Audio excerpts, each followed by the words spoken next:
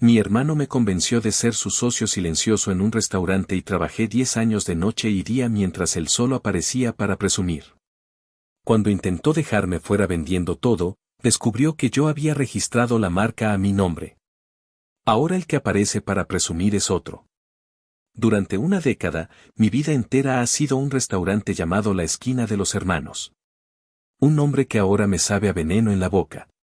Mi hermano, Daniel, el mayor, el genio de las relaciones públicas, está a punto de venderlo por una fortuna, y su plan es borrar mi nombre de la historia como si yo solo hubiera sido una puta nota a pie de página. Pero hay algo que ese cabrón arrogante no sabe, y mientras doy otro trago a este whisky, estoy saboreando la idea de la bomba que estoy a punto de detonarle en su perfecta y bronceada cara. Todo este infierno empezó hace 10 años. Yo tenía 22, era un puto crío con los ojos llenos de fuego y las manos cubiertas de cicatrices de quemaduras y cortes. Trabajaba de pinche cocinero en 2 sitios distintos, apenas dormía, pero amaba la comida más que a nada en el mundo. Soñaba con tener mi propio lugar, un sitio pequeño donde pudiera cocinar la comida de mi abuela con mi propio toque, sin un gerente de mierda respirándome en la nuca. Daniel, con 28, era todo lo contrario. Siempre fue el hijo de oro, el que tenía el don de la palabra y una sonrisa que derretía a la gente. Nuestros abuelos le habían dejado una pequeña herencia y él se la estaba puliendo en coches de segunda mano y noches de fiesta. Una noche, apareció en mi segundo trabajo justo cuando terminaba mi turno, agotado y oliendo a fritanga. Me llevó a un bar y, con una cerveza en la mano, me pintó la Capilla Sistina. Me dijo que había encontrado el local perfecto, que con su dinero y mi talento podíamos comernos el mundo. Su discurso fue una obra maestra de manipulación, me acuerdo de cada puta palabra. Javier, hermanito, me soltó con esa voz de barítono que ensayaba en el espejo, tú eres el alma, el artista. Yo solo sé de números y de gente. Hagamos esto juntos. Tú te matas en la cocina, donde eres un rey, y yo me encargo del coñazo de los permisos, los impuestos y de llenar las mesas. Seremos socios, 50/50, pero para que todo el papeleo sea más ágil y no nos enredemos con abogados, lo pondré todo bajo mi nombre en una LLC. Tú serás mi socio silencioso, el poder detrás del trono. Confía en mí, somos sangre. Y yo, un pendejo ingenuo y cansado de la miseria, me tragué el anzuelo, el sedal y hasta la caña de pescar. Los siguientes 10 años son un borrón de sudor, vapor y agotamiento. No solo cocinaba. El local que Daniel consiguió era una posilga que tuvimos que reformar casi desde cero. Mientras él hacía networking en los mejores bares, yo estaba de rodillas poniendo azulejos y lijando madera. Creé cada plato de ese menú, noches enteras probando y fallando hasta dar con la receta perfecta para las carnitas, el mole, los ceviches que nos hicieron famosos. Mi día empezaba a las 6 de la mañana en el mercado de agricultores, buscando los mejores productos, y terminaba de madrugada, fregando el último rincón de la cocina. Yo lidiaba con los proveedores usureros, con los cocineros que llegaban crudos, con las camareras que se peleaban por las propinas. Yo era el puto corazón que bombeaba sangre para que ese monstruo viviera. ¿Y Daniel? Daniel era el rostro, la fachada brillante. Llegaba a las 9 de la noche, oliendo a una colonia carísima, con un traje que costaba más que mi alquiler de 3 meses. Se paseaba por el comedor, daba la mano, contaba un par de chistes y se sentaba con los clientes más ricos a beber vino caro. Recuerdo una vez que un crítico gastronómico del Austin Chronicle escribió una reseña que nos puso en el mapa. Elogió especialmente la audaz complejidad del mole de la casa. Esa noche, oí a Daniel decirle a una mesa de ricachones que era una receta secreta de la familia que he estado perfeccionando durante años. Yo estaba a 5 metros, cubierto de sudor y salsa, y sentí ganas de vomitarle en sus zapatos italianos. Todo este tiempo, mi recompensa era un sueldo de gerente de cocina que apenas me daba para vivir. Cada vez que le preguntaba por mi 50%, por los beneficios, me salía con un cuento nuevo. Unas veces era que acabamos de invertir en un nuevo sistema de ventilación, Javi, ha sido un dineral. Otras, que estamos creando un colchón financiero, nunca se sabe cuándo viene una crisis. Todo mientras él se compraba un BMW nuevo y se iba de vacaciones a Tulum con su novia de turno. La revelación, el momento en que todo se hizo añicos, fue hace 2 noches. El restaurante estaba a reventar, como siempre. Yo había subido a la pequeña y caótica oficina que tenemos encima de la cocina para buscar unas facturas. Estaba hasta la madre, intentando cuadrar números que no tenían sentido, porque con el volumen de gente que movíamos, deberíamos estar nadando en dinero, no saliendo a flote como él siempre decía. Entonces, él entró. No me vio, yo estaba detrás de una estantería. Venía hablando por el celular, con un tono de voz que nunca le había oído, uno arrogante y triunfal. Le oí decir el nombre de un tal Ricardo, y luego la cifra, 7 cifras, sí, todo cerrado. Mi corazón se detuvo. Y entonces vino el golpe de gracia, la frase que se ha repetido en mi cabeza sin parar. El tal Ricardo debió de preguntar por mí, porque Daniel soltó una risa y dijo, no te preocupes por mi hermano. A Javier le doy una liquidación, unos 20,000 por los años de servicio y que se joda. El tipo es un cocinero, encontrará otro curro. No un socio. Ni siquiera mi chef. Un cocinero. Me quedé paralizado. El aire se me fue de los pulmones. Sentí un frío glacial recorrer mi cuerpo mientras la rabia empezaba a burbujear desde el fondo de mi estómago. No hice ruido. Dejé que terminara su llamada y se fuera.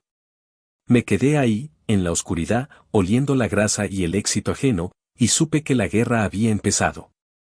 Ese hijo de puta cree que soy un simple currito con un delantal. Cree que después de 10 años de humillaciones silenciosas, voy a coger su limosna y desaparecer. Pero se olvida de algo. Se olvida de que su mayor defecto, su puta pereza y su complejo de superioridad, le llevó a cometer un error garrafal al principio de todo esto. Me lanzó una pila de papeles y me dijo que me encargara de esas pendejadas del registro de la marca, que él no tenía tiempo para burocracias. Y yo lo hice. Me encargué. Y lo hice con mucho cuidado. No estoy aquí pidiendo consejos. No estoy aquí para llorar. He puesto toda mi rabia y mi dolor en un único punto, afilado y frío. Estoy escribiendo esto para que el mundo sepa lo que pasó, antes de apretar el puto botón y ver cómo todo su mundo de castillos de naipes se viene abajo. El que va a tener que buscarse un curro es otro. Actualización 1. Han pasado 4 días desde que escribí aquí. 4 días que se han sentido como una eternidad y un parpadeo al mismo tiempo. He seguido yendo al restaurante, moviéndome como un autómata por la cocina, soportando la presencia de Daniel cuando se dignaba a aparecer por las noches. Él actuaba como si nada, con su sonrisa de $1,000,000 pegada a la cara, ajeno al volcán que hervía dentro de mí. Cada "¿qué hay, hermanito?" que me lanzaba era como echarle gasolina al fuego. Pero me contuve. Por primera vez en mi vida, no dejé que la emoción me ganara.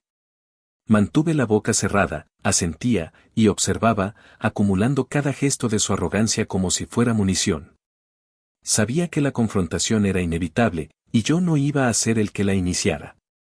Quería que fuera él quien diera el primer paso en falso, que se expusiera por completo. Y esta mañana, finalmente, lo hizo.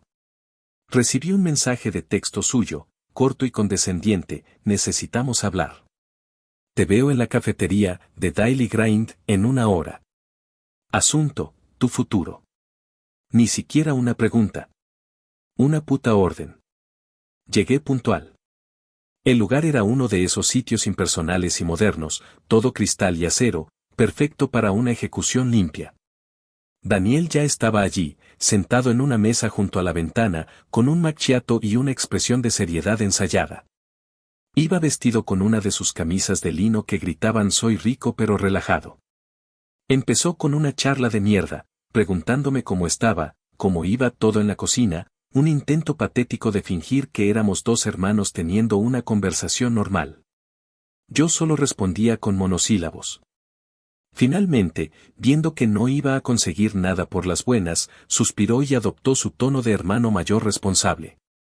Sacó de su portafolio un sobre blanco y lo deslizó sobre la mesa. Dentro, pude ver un cheque.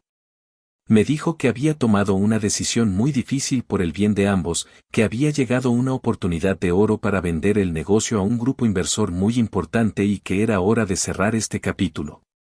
Luego me dio el discurso que seguramente había practicado frente al espejo. Me dijo que estaba muy orgulloso de lo que habíamos logrado y que, como muestra de su gratitud por mis años de trabajo duro, me había preparado un paquete de compensación. Son $20,000, Javier, me dijo, señalando el sobre con un gesto magnánimo. Para que puedas tomarte un descanso, pensar en lo que quieres hacer, quizás abrir algo pequeño tú solo. Es un buen comienzo. Me quedé mirando el sobre, luego lo miré a él a los ojos. Dejé que el silencio se alargara, que se volviera incómodo.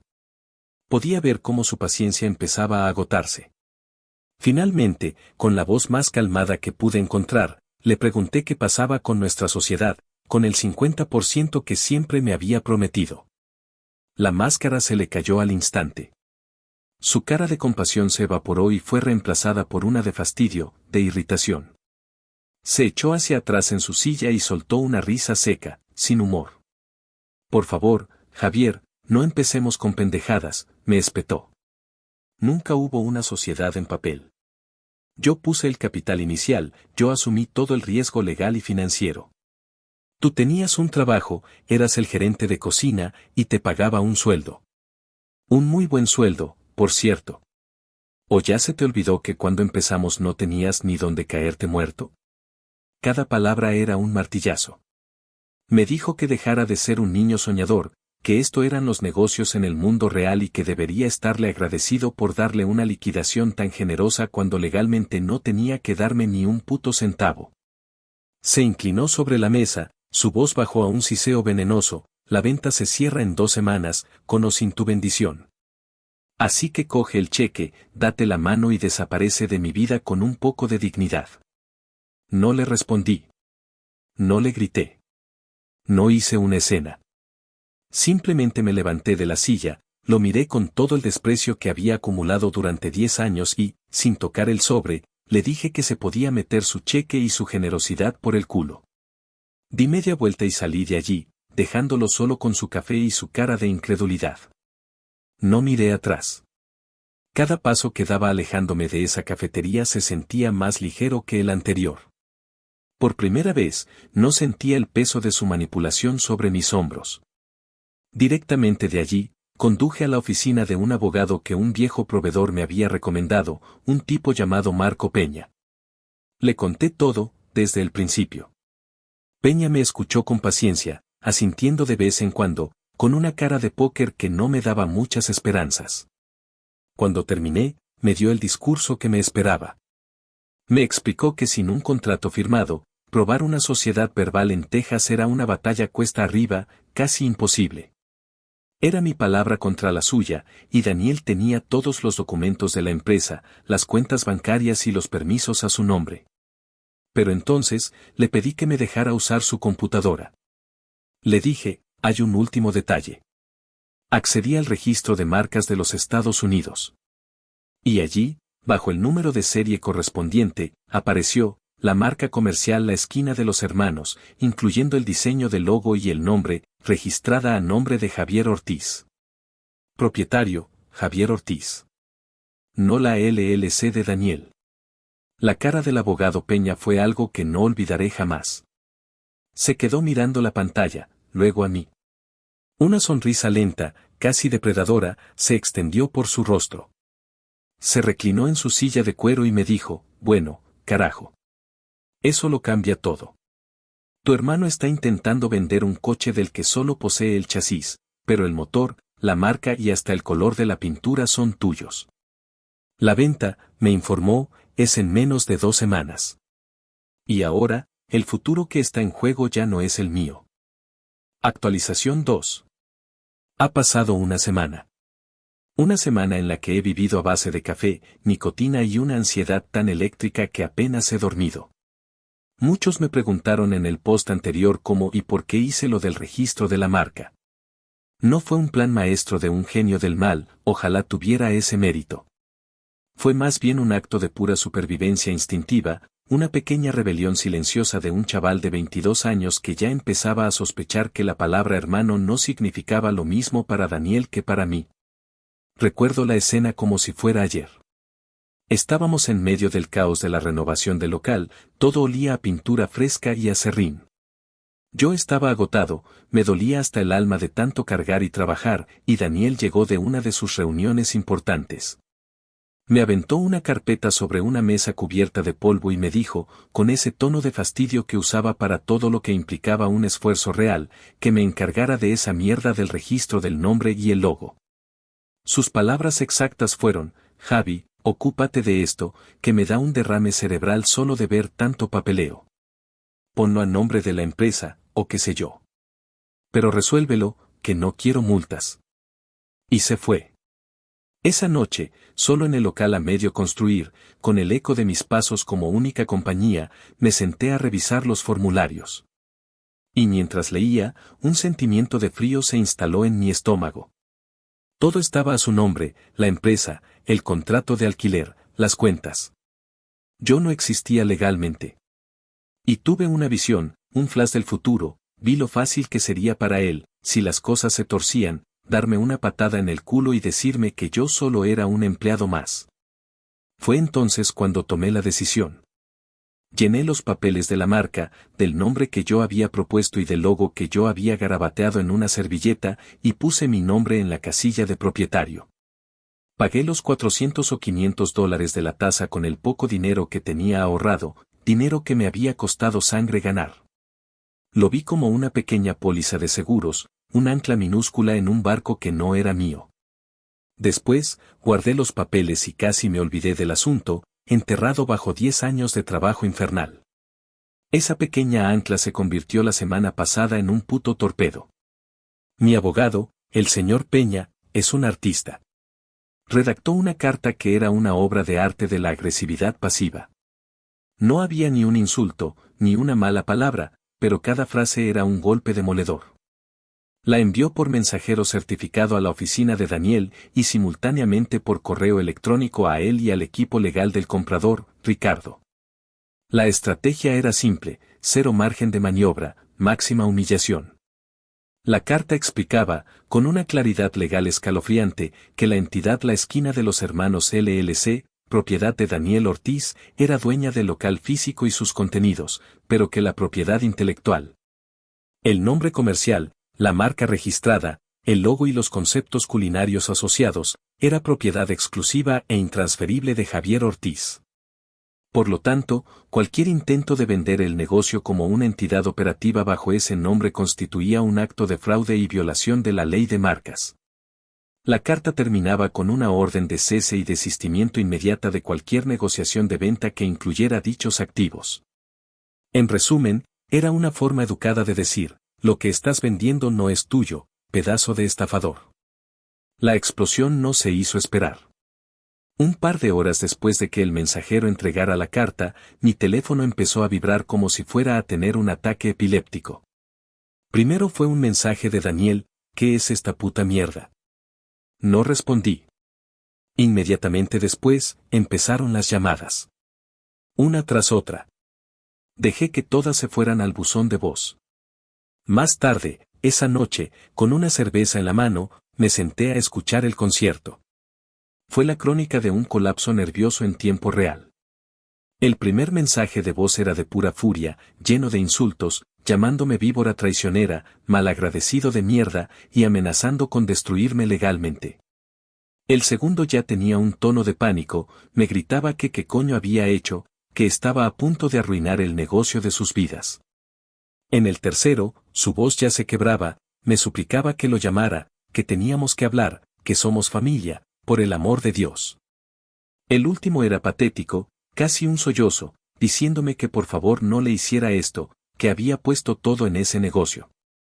Todo, claro, menos el trabajo.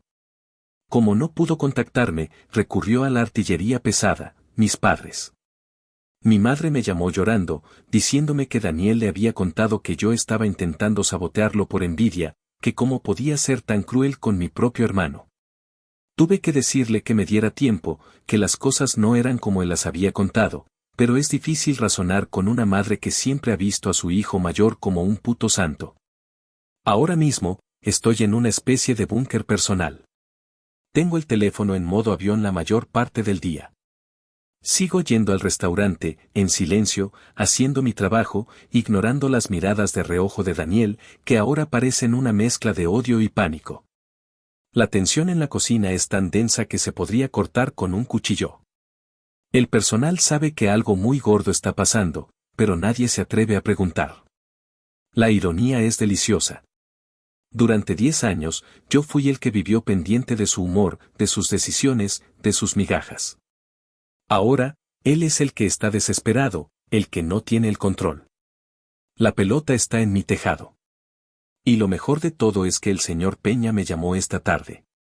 El equipo legal de Ricardo se ha puesto en contacto con él.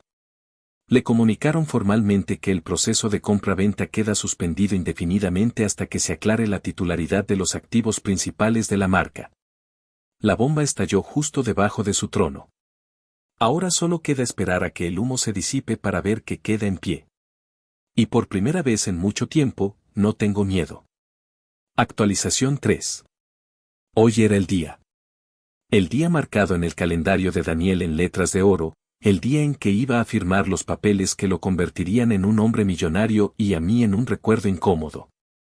Toda la semana, el ambiente en el restaurante fue irrespirable, como el aire antes de una tormenta. Daniel apenas apareció, y cuando lo hizo, era un fantasma. Se paseaba por el local con el teléfono pegado a la oreja, hablando en susurros con sus abogados, su cara pálida y sus ojos inyectados en sangre. Yo, por mi parte, me dediqué a lo único que sé hacer, cocinar. Mantuve la cocina funcionando como un reloj, asegurándome de que cada plato que salía fuera perfecto, sintiendo una extraña y amarga obligación hacia el lugar que, a fin de cuentas, era mi creación. El personal caminaba de puntillas a nuestro alrededor, sabían que la guerra fría entre los hermanos Ortiz estaba a punto de volverse nuclear. Esta mañana, mientras revisaba el inventario, sonó mi teléfono.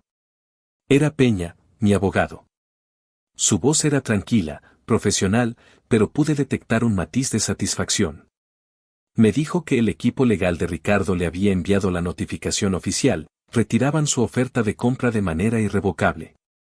La razón citada era discrepancias insalvables relativas a la titularidad de los activos de la marca. La venta no estaba pospuesta, no estaba en pausa. Estaba muerta y enterrada. Al colgar, no sentí la euforia que había imaginado. Sentí una calma profunda, el tipo de silencio que queda después de que un edificio se derrumba. Había ganado, pero la victoria se sentía extrañamente hueca. Había demolido la estructura de mi vida de la última década. No tuve que esperar mucho para la réplica. Unas horas después, llamaron al timbre de mi apartamento. No esperaba a nadie. Al mirar por la mirilla, vi a Daniel.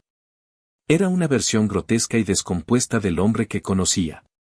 Su traje carísimo estaba arrugado como si hubiera dormido con él, la corbata floja, la barba de 2 días y un olor a whisky rancio que atravesaba la puerta.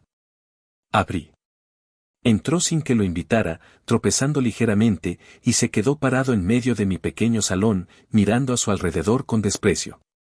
Empezó culpándome, con la voz rota por la rabia y la desesperación. Me gritó que era un hijo de puta egoísta, que había destruido el sueño de su vida por un puto capricho, que no tenía idea del agujero en el que lo había metido. Pero la rabia se le agotó rápido, como la gasolina de un coche viejo. Y entonces empezó el verdadero espectáculo, la humillación. Se derrumbó. Se pasó las manos por el pelo, al borde de las lágrimas, y me suplicó. Me dijo que lo sentía, que había sido un imbécil, que por favor arreglara las cosas. Llama a tu abogado, Javier, me rogó. Dile que todo fue un malentendido, que firmarás lo que sea necesario. Te daré un 20%. No, joder, un 30%. Te daré el 30% de la venta. ¿Es eso lo que quieres? ¿Dinero? Te daré el puto dinero. Yo me quedé quieto, apoyado en el marco de la cocina, sin decir una palabra. Mi silencio pareció enloquecerlo. Se acercó a mí, sus ojos suplicantes. Habla, maldita sea, gritó. ¿Qué quieres? ¿El 40%? Te lo doy. En $500,000, Javier, piensa en lo que podrías hacer con $500,000. Podríamos decirles que el registro fue un error administrativo, lo arreglamos y ya está. Por favor, no me jodas así. Traje a mamá y a papá a esta mierda, les prometí que estaríamos bien para siempre. Intentó apelar a todo, a la familia, a la memoria de nuestra abuela, a los años que pasamos juntos. Fue el monólogo más patético y desesperado que he oído en mi vida. Y cuando finalmente se quedó sin aire, sin argumentos y sin dignidad, fue mi turno de hablar. Lo miré fijamente, y con una voz que no me tembló ni un ápice, le dije la verdad. Le dije que no había entendido absolutamente nada. Que esto nunca había sido por un porcentaje, que nunca había sido por el dinero. Que esto era por las noches que pasé durmiendo en el suelo de la oficina porque estaba demasiado cansado para conducir a casa. Por cada vez que se llevó el crédito por mi trabajo. Por cada mentira sobre reinvertir las ganancias. Y, sobre todo, por haber decidido que 10 años de mi vida valían $20,000 y una patada en el culo. No quiero tu dinero, Daniel, le dije, y vi como la última pizca de esperanza se apagaba en sus ojos. No quiero ser tu socio. No quiero tener nada que ver contigo. La sociedad murió el día que te oí por teléfono planeando cómo desecharme como a una bolsa de basura. Así que se acabó. Quédate con el local, quédate con las sillas y las mesas. Quédate con las deudas que sin duda has acumulado viviendo como un rey. Yo me voy. Y me llevo lo único de valor que hay en ese lugar, mi nombre, mi reputación y cada una de mis putas recetas. Su rostro se quedó sin expresión. Vacío. Derrotado. Finalmente entendió que no había negociación posible. Le señalé la puerta y le dije que se largara de mi casa. Salió sin decir una palabra más, como un hombre que camina hacia la horca. Cuando cerré la puerta, un silencio absoluto llenó mi apartamento. Estoy desempleado y mi futuro es una página en blanco. Pero mientras el sol se pone ahí fuera, me doy cuenta de que por primera vez en 10 años, soy libre. Ya no soy el socio silencioso. Soy solo Javier. Y eso, ahora mismo, es más que suficiente. Actualización 4. Ha pasado casi un mes desde que le cerré la puerta en la cara a Daniel. Un mes que ha sido un puto purgatorio. La primera semana me la pasé en un estado de hibernación, durmiendo 12 horas al día, comiendo pizza fría y tratando de purgar 10 años de estrés acumulado de mi sistema. La sensación de libertad era increíble, pero pronto empezó a mezclarse con un pánico sordo y creciente. Mis ahorros eran una broma y el alquiler no se paga solo. Empecé a mirar anuncios de trabajo para puestos de jefe de cocina y cada descripción me revolvía el estómago.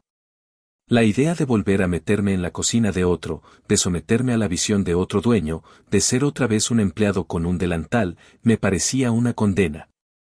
Mientras tanto, me llegaban noticias del frente a través de viejos compañeros. La esquina se estaba desmoronando. Daniel, en un intento desesperado, contrató a un nuevo chef, pero mi sous chef y 2 de mis mejores cocineros de línea se largaron a los 3 días. Me contaron que la calidad se había ido al carajo, que los clientes habituales lo notaban y que el ambiente era el de un funeral.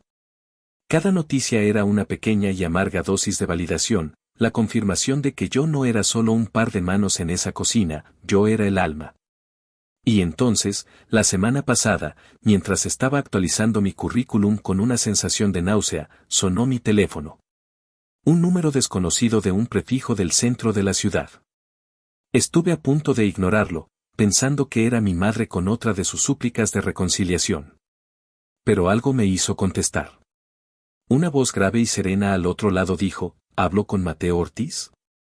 Confirmé. Mi nombre es Ricardo Vargas, continuó la voz. Puede que mi nombre le suene. Soy el hombre al que su hermano intentó venderle un negocio que no le pertenecía. Me quedé helado.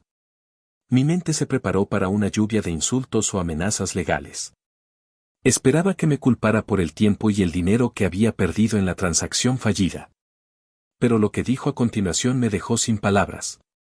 Soltó una pequeña carcajada y dijo, tengo que admitir, chico, que aunque la situación me costó una pequeña fortuna en honorarios legales. Tu jugada fue una de las cosas más audaces que he visto en mis 20 años en este negocio. Tienes unos cojones de acero. Me invitó a comer al día siguiente en un restaurante del centro, un lugar de esos a los que yo nunca podría permitirme ir. Fui con la guardia alta, esperando algún tipo de trampa. Ricardo Vargas en persona era un hombre de unos 50 y tantos, impecablemente vestido, con una mirada directa y una energía que irradiaba poder y control. No era el tipo de imbécil pretencioso como Daniel, sino alguien que había llegado a donde estaba a base de inteligencia y trabajo. Durante la comida, fue directo al grano. Me dijo que su equipo de análisis, durante el proceso de compra, ya había identificado que el valor real del restaurante no residía en el local ni en la gestión de Daniel, sino en el menú y la reputación de la cocina. Mi nombre, Mateo, aparecía en todas las conversaciones con proveedores y ex empleados como el verdadero pilar del negocio. La bomba de la marca registrada, me explicó, solo confirmó sus sospechas de que Daniel no solo era incompetente, sino también un estafador. Entonces, dejó los cubiertos a un lado, me miró fijamente y me lanzó la propuesta que cambiaría mi vida. Me dijo que no estaba interesado en comprar mi marca para dársela a otro. Quería invertir en mí. Su oferta fue tan clara y contundente que casi me atraganto con el agua. Él pondría todo el capital necesario para abrir un nuevo restaurante desde cero, un local de primera en una zona de moda, una cocina diseñada según mis especificaciones. Un presupuesto generoso para personal y marketing, todo lo necesario para empezar pisando fuerte. A cambio, su grupo inversor se quedaría con una participación minoritaria del 40%. El 60% restante, la mayoría, el control total, sería mío. Mi nombre estaría en la puerta, en la empresa, en cada cheque. Sería el socio mayoritario y el director ejecutivo. Me dijo, con una media sonrisa, todo estará en un contrato tan blindado que ni el mejor abogado de Texas podría encontrar una fisura. Ya he aprendido la lección sobre hacer negocios con los hermanos Ortiz equivocados. Terminó su discurso con una frase que se me grabó a fuego, tu hermano te veía como su cocinero. Yo te veo como mi socio. Y creo que juntos podemos construir algo mucho más grande que una simple esquina. Me tomó 2 días procesarlo. Le llevé la propuesta a Peña, mi abogado, quien la revisó línea por línea y me confirmó que era una oferta increíblemente sólida y justa. Ayer por la mañana, llamé a Ricardo y acepté. El cambio ha sido vertiginoso. Ya hemos empezado a visitar posibles locales. La noticia ha empezado a correr como la pólvora en el pequeño mundo de la hostelería de la ciudad. Y mi teléfono no ha dejado de sonar, pero esta vez por las razones correctas. Mi antiguo sous chef, mi jefa de sala, mis mejores cocineros, todos me han llamado para decirme la misma frase, en distintas versiones, chef, el día que abras, solo tienes que avisarnos. Te seguimos con los ojos cerrados. El nuevo lugar se llamará El Rincón de Mateo. Y por primera vez, siento que no estoy construyendo el sueño de otro, sino el mío propio. El juego ha cambiado. Ya no se trata de venganza, se trata de construir. Actualización final. Ha pasado medio año. 6 meses que han volado como un puto suspiro. El Rincón de Mateo abrió sus puertas hace 4 meses, y la respuesta ha sido algo que ni en mis sueños más salvajes me hubiera atrevido a imaginar. Ricardo no escatimó en gastos. Tenemos un local en el corazón de South Congress, con un diseño que es exactamente lo que siempre quise, rústico pero elegante, con una cocina abierta para que la gente pueda ver la magia, el puto teatro de la comida. La cocina en sí es una bestia de acero inoxidable, un paraíso con el que cualquier chef soñaría. Estoy trabajando más horas que nunca, pero es una clase de agotamiento completamente distinta. Es el cansancio del creador, del dueño, no el del esclavo. Cada noche, cuando me asomo desde el pase y veo el comedor a reventar, cada mesa llena de gente riendo, comiendo, disfrutando de algo que salió de mi cabeza y de mis manos. Siento una satisfacción que el dinero no puede comprar. Aunque, para qué mentir, el dinero también es cojonudo. Por primera vez en mi vida no tengo que mirar el precio de nada en el supermercado. Mis empleados, la mayoría veteranos leales de la esquina, tienen seguro médico y un sueldo digno. Hemos creado una familia, una de verdad, basada en el respeto y el trabajo duro. La semana pasada, el mismo crítico del Austin Chronicle que nos puso en el mapa hace años, publicó una reseña de página completa. El titular era, Mateo Ortiz se quita las cadenas y encuentra su voz culinaria. Dijo que la comida era la evolución de todo lo que amaba del viejo lugar, pero liberada, más audaz, más personal. Tenemos una lista de espera para reservas de 3 semanas. Soy la prueba viviente de que, a veces, la vida te da una segunda oportunidad después de patearte el culo. Claro, se la pregunta que todos tienen en mente. ¿Qué pasó con Daniel? No he hablado con él ni una sola vez. Todo lo que sé es a través del chismorreo de la industria, que en esta ciudad es más rápido que el Internet. Después de que me fui, intentó mantener la esquina a flote. Le cambió el nombre a una pendejada egocéntrica como Ortiz Prime. Fue un desastre absoluto. Sin el menú que la gente amaba, sin el equipo que sabía cómo ejecutarlo y con la reputación de Daniel por los suelos, el lugar se vació. Los clientes no son pendejos, saben cuando el alma de un lugar se ha ido. Duró menos de 3 meses antes de cerrar las puertas para siempre. Tuvo que liquidarlo todo por una miseria para intentar cubrir la montaña de deudas que había acumulado.